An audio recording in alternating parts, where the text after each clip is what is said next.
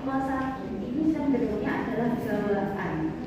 Kenapa bisa bawaan? Ada kerusakan di organ yang menghasilkan insulin itu sendiri, atau mungkin sudah sering mendengar pankreas, jadi penghasil dari insulin itu dari pankreasnya. Kenapa bisa jadi DM tipe 1? Dari awal pankreas ini tidak sempurna. Jadi loro-lorone pabrike ora boten beroperasi maksimal. Nah, makanya terjadi gangguan bisa muncul dari usia anak-anak. Jadi bahkan mungkin bayi pun sudah bisa muncul penyakit ini. Diabetes mellitus tipe 1. Ini rata-rata genetik. Jadi dari sudah bisa menyebabkan gangguan genetik yang akhirnya lebih beresiko untuk terkena diabetes tipe 1. Makanya itu bisa 80-90% dari faktor keturunan. Jadi keturunan. Nah, keturunan ini pun nanti kita juga bisa membedakan yang keturunan memang benar-benar keturunan atau keturunan yang sebenarnya dari si bayi itu tidak punya, adalah punya putronya pola makannya berantakan, akhirnya ada terjadi insulinnya. Nah, putronya ini punya putro lagi, punya putu lagi, istilahnya cucunya ini belum tentu dia DM karena orang tua kandungnya dapatnya diabetes bukan karena rusak, tapi karena tadi perubahan pola hidupnya. Sehingga kalau si cucunya ini nanti bisa menjaga pola hidupnya, pola makannya, insya Allah dia tidak akan kena diabetes. Nah, inilah yang membedakan. Yang diabetes tipe 2 ini yang paling banyak ketemu. Mungkin Bapak Ibu panjenengan ada yang terkena diabetes, mayoritas ya ini yang tipe 2. Jadi awalnya fungsi tubuh baik, tapi karena seiring berjalannya waktu, seiring berjalannya pola makan, pola hidup yang selama ini mungkin berantakan, inilah yang menyebabkan diabetes tipe 2. Jadi gangguan dari kerjanya.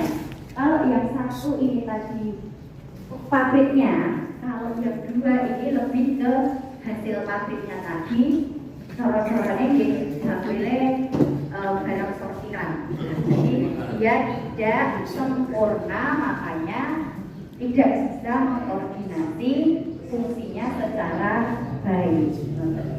Kita mungkin bisa dibedakan. Kadang ya ini matur, kamu boleh loh sehat sampai masuk belok bisa. Ya, jadi bukan berarti ketika keluarga bersih tidak ada keturunan gula kok. Orang tersebut menderita penyakit gula, bisa, sangat bisa sekali. Ya tadi, karena ini didapat dari pola hidupnya yang memang tidak bagus. Ya, makanya sama sakit akan dia jarang si minuman yang minuman manis. Ya, nah itulah yang memicu. Jadi kita memang butuh gula, ya, tapi konsumsi gula satu ini itu sebenarnya maksimal hanya 5 gram. Diharapkan pada saat ini semua jenis makanan, semua jenis minuman rata-rata manis. Ya, mungkin ini sedikit saya sampaikan bahwa dalam 1 cup es teh, tadi kan es teh satu cup es teh itu saja gulanya sudah berapa? Itu baru dari 1 minuman. Sehari wah panas sih. Kata es teh seger. Karena es teh kalau resik-resik lah, kalau resik-resik seger awalnya tak bersih-bersih. Rampung es bersih-bersih, gue bios meneh. Ya es teh meneh enak nih. 1 cup lagi. Sudah berapa? 8 sendok. Ya oke, kalau setelah itu dengan bisa menggunakan produk ini untuk aktivitas yang banyak itu mungkin akan habis untuk tenaga. Tapi ketika habis resek-resek es teh sebenarnya dijual di pasar, kok liar-liar ya? Bisa gulanya kemana? Kalau sekali waktu yang namanya insulin tadi masih bisa openi. Oh jadi tak lebokkan yang otot. Tapi kalau itu berlangsung setiap hari dan terus menerus, sesuai yang insulinnya dipaksa dan sampai akhirnya apa? Halah goyak, sudah disitu aja. Ini apa ya? Tadi pasti cek adalah gugur, ya. Jadi makanya untuk mulai saat ini pun ya, usia penderita diabetes itu bermacam-macam. Tidak hanya priayi sepuh, gitu. Mungkin mungkin tanggal saudara atau kita kenalan umur 9 tahun menurutnya di 500. Itu gue. Saya sendiri kaget begitu datang itu keluhannya itu cuma jipe-jipe, cuma tidak ada keluhan keluhannya apa kalau kabelnya pada saat itu saya gulanya 500, 400 itu karena merasa ya tadi badan saya enak kok, tidak masalah lah. Akhirnya terus itu baru dari segi satu minuman, belum dari segi makanannya. Kenapa? Rata-rata saat ini makanan yang terjual bebas itu kandungan seratnya minimal, gitu. Contoh sebelah itu kan isinya kerupuk kan karbohidrat. Kiai biasanya dahar itu nek sebelahan khas makan Meksiko biasanya pasti yang diambil ya tinggal tok. Buatan diimbangi dengan seratnya. Padahal di sini kuncinya yang namanya serat itu yang bisa menghandle lonjakan gula darah. Serat itu ngompor sayur-sayuran. Jadi kuncinya sebenarnya untuk mengendalikan salah satunya di sini perbanyak konsumsi serat. Jadi misalkan dengan darah nasi sayur lauk selama ini darah itu campur. Atau mungkin kadang nasinya dulu. Mulai saat ini tapi dibalik. Jadi urutannya adalah sayuran dulu, protein, baru karbohidrat. Ini nanti bantu untuk menekan lonjakan dari gula darahnya. Jadi serat itu mestinya ibaratnya kalau benteng sedikit. Habis dibentengi baru masuk karbohidrat tadi yang memang dia cepat sekali untuk naikkan lonjakan gula darahnya. Wah ribet ya, maaf kok diatur-atur. Ini kebaikan ya, setidaknya kalaupun tidak di sistem seperti itu, usahakan setiap makan harus ada seratnya, harus ada sayurannya. Meskipun yang dengan boten enak dipisah-pisah, boleh monggo dicampur tidak apa-apa, tapi di situ kandungan seratnya yang tinggi. Jadi apa ketika dikonsumsi bersama itu bisa menghambat lonjakan dari gula darahnya. Hampir kok padu serat, sayuran sayuran itu boleh, itu tinggi serat semua. Ijon-ijon, kangkung, terong, boleh semua. Next. Nah ini ada 2 tipe lagi, tipe spesifik lainnya. Ini biasanya selain kerusakan pankreas, ini ada kerusakan organ yang lain. Biasanya kongenital bawaan. Jadi dari bawaan tubuhnya itu sudah ada kerusakan organ yang lain disertai dengan kenaikan kadar gula. Kemudian yang tidak kalah sering dijumpai adalah diabetes mellitus gestasional. Apa itu? Itu adalah diabetes yang terjadi karena faktor kehamilan. Jadi hormon kehamilan itu bisa memicu terjadinya lonjakan gula darah. Nanti setelah melahirkan hormonnya pulih, biasanya akan normal kembali. Meskipun ya tetap ada 0,sekian% gangguannya itu menetap. Air putih monggo, tapi kalau sudah mulai di stadium 2 di angka 140 ke atas, monggo segera mawon untuk berobat. Terusannya apa? Ya benar, sambil minum obat sambil memperbaiki pola hidupnya tadi. Dan nanti mencapai target yang diharapkan, baru pelan-pelan kita kurangi obatnya, pola hidupnya diperbaiki, kurangi obatnya sampai mungkin di tahap sudah tidak perlu minum obat, cukup menjaga pola hidup. Niki wau baleni meleh ampun terus pun 100 kalih dosa Bu boten ngunjuk obat. Tapi pun saya kula nggih pun boten sah olahraga. Ya ampun. Itu pun obat, tidak ada perlindungan obat, tidak ada perlindungan pola makan, hasilnya nopo kertos-kertos. Periksa lagi 170 sing dipaido tensi nih kalih petugas sing nensi lah dukati buluna kula adreh tensine inggil gas kemudian untuk berdaya sedang yang perlu diingat sudah batasnya aja pun buat tentang ngiling-ngiling yang paling bahaya di tensi enggak, pokoknya kalau sudah 140 ke atas langsung sedang periksa aja, nggak usah khawatir ngunduh obat. Makanya dari petugas pasti sudah ngeterapkan, maksud sudah mengarahkan harus minum yang obat nopo, harus minum dosis berapa, buatan sah dengan balik, tersane petugasnya mawon tugasnya namun setunggal berobatlah secara rutin. Dan niku soalnya yang sakit panjenengan, kula namun sakit nyarangke. Lanjut Mbak. Gejalanya niki nggih, tapi tidak selalu kok nggih, kadang-kadang enten sing mriki 180 sampai niku nggih enten. Keluhannya berkesel niku Bu. Nah, begitu tensi 180/110. Wah, kok tinggi. Mboten ngunjuk, mboten lah mboten ate gerah. Wah. Jangan nggih. Jadi ada orang yang sensitif mungkin naik sedikit sudah muncul semua gejalanya. Sing pusing, cengeng, sakit temboknya sakit, boten sakit sare, gampang capek, mual, muntah, sesek, terus gelisah itu gelibakan, boten tenang, terus pandangannya boten pandangan kabur, boten cetok nek diningali. Ini bisa menjadi salah satu tanda dari penyakit hipertensi, tapi tidak selalu ampun nunggu niki, nggih. Tugasnya nggih wow, pokoknya rutinkan untuk check up-nya, jangan menunggu gejala. Nek sudah menunggu gejala, iya kalau baru naik sedikit. Dan nek naik wis deglek, lah napa boten rekoso, gitu. Ya. Lanjut Mbak. Nah, penyebabnya stres nomor tunggal niku Bu. Pripun iki? Berarti boten pareng galih kenceng-kenceng nggih. Lah stres nomor 1 ya. Stres nomor 1. Kemudian keturunan, nggih hampir sama dengan saya tadi. Ada yang beresiko karena garis keturunannya, tapi tidak selalu. Jadi ampun terus khawatir berlebihan, ampun khawatir berlebihan, akhirnya malah jadi stres, blayil tenan. Padahal ini bukan goro-goro genetik, tapi goro-goro stres mikir niku wae.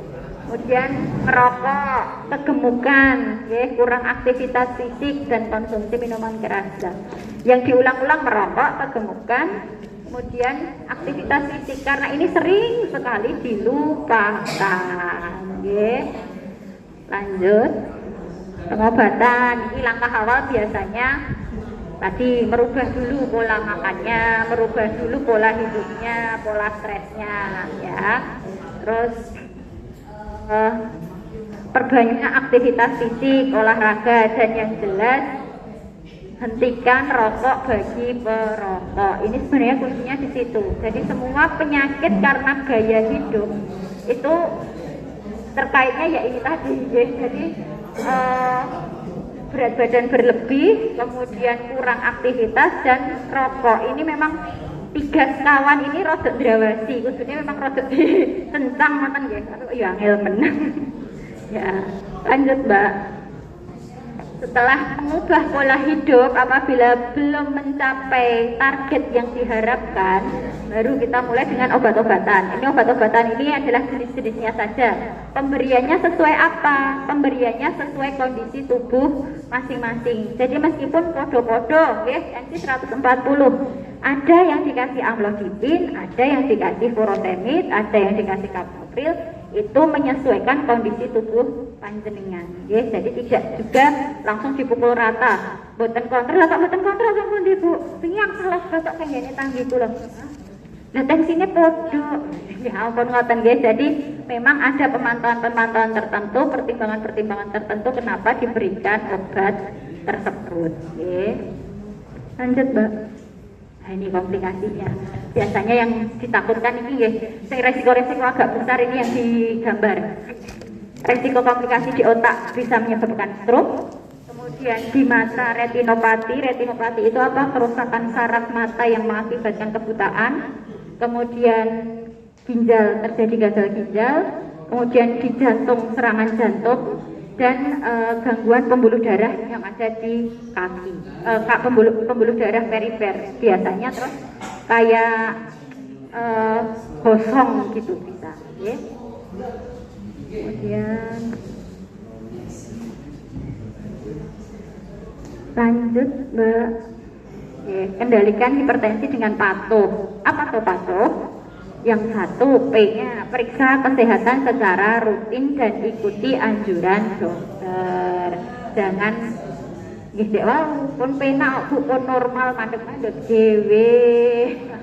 Kemudian juga, atasi penyakit dengan pengobatan yang tepat dan teratur. Kalau dengan kontrol, insya Allah pengobatannya pun juga sesuai dengan kondisinya panjenengan. Tadi yang saya sampaikan, keluhannya sama, belum tentu obatnya juga sama.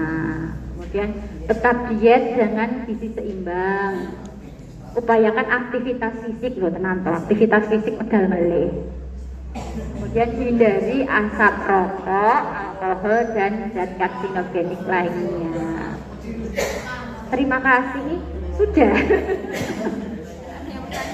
Oke, monggo.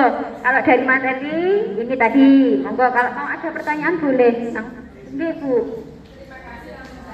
Yang pertama yang saya tanyakan, bagaimana kan berat badan yang ideal. Yang kedua, makanan apa yang harus kita hindari supaya kita tidak terjangkit itu tadi lemak jahat. Lemak jahat, ya. Monggo kalau mau nyatet rumusnya boleh, ya. Yang pertama saya jawab dulu untuk berat badan ideal.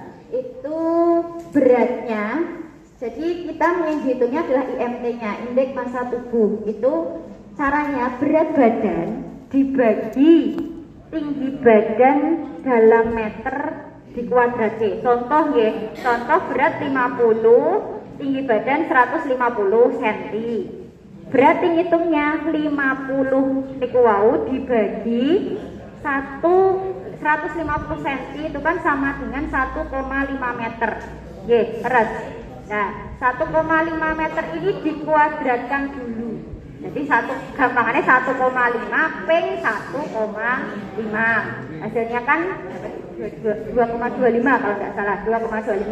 Berarti 50 dibagi 2,25. Hasilnya berapa? Tidak lebih dari 23 tadi. Itu dikatakan ideal. Tapi tidak boleh kurang dari 20. Kurang dari 20 jadinya terlalu tinggi. Berat badan dibagi tinggi badan dalam meter, jadi meter dikuadrati.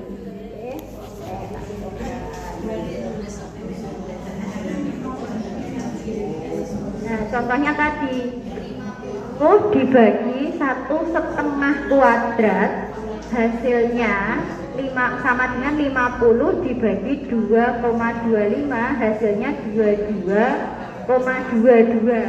Angka ini di bawah angka 23. Ini sudah ideal. Ditargetkan tidak lebih dari 23.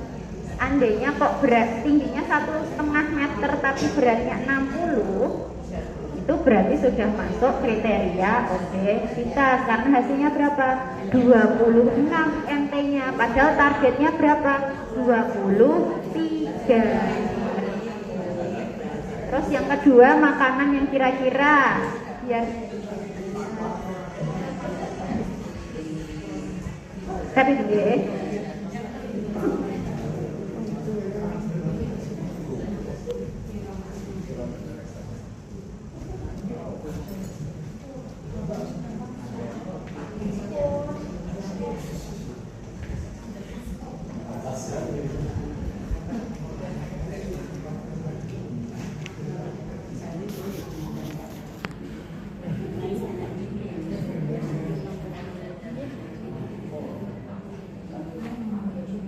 Yang kira-kira tinggi lemak itu tadi ya, untuk menghindari lemak jahat tadi, yang pertama makanan-makanan ultra proses. Saat ini kan banyak ya. Kon ketok ya seperti ya.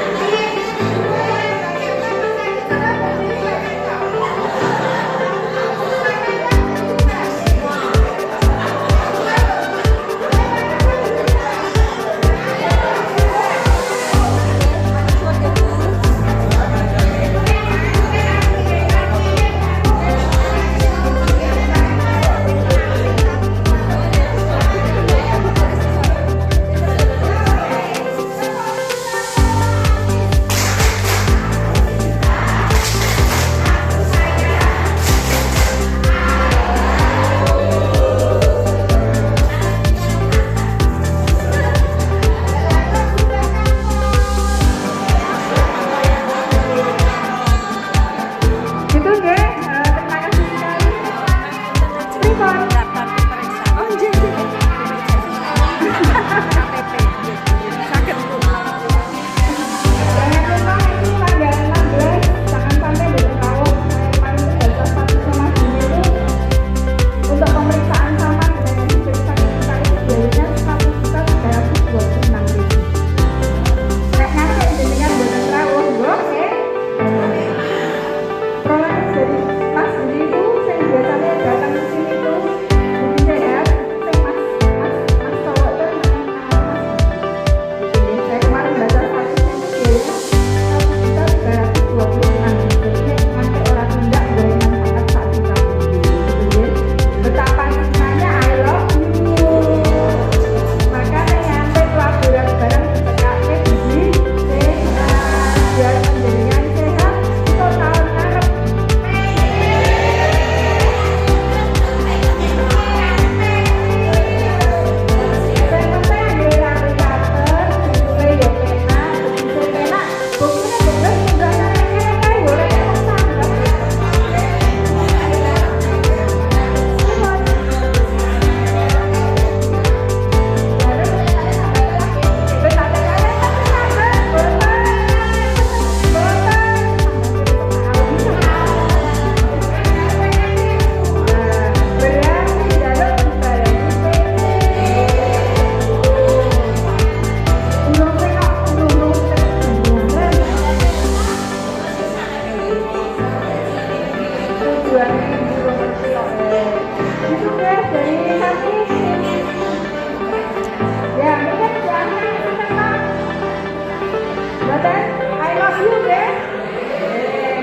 Terima kasih sekali dari tim Puskesmas Lutoh 1. Bila ada tindak tanduk tutur kata kami yang kurang berkenan kepada hati Bapak Ibu semuanya, kami mohon maaf yang sebesar-besarnya.